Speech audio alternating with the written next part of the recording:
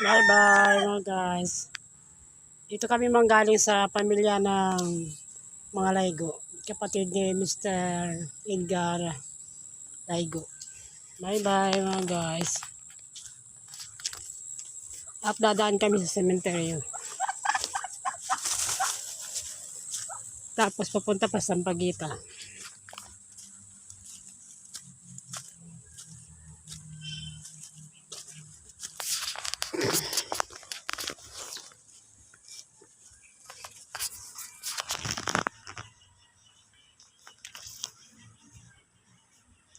Grabe oh. Akala ko maputik. Sabi may bagyo. Wala naman. Hindi naman ganong kaputik oh. Ano yung kasi ito na ay dito dyan po na baka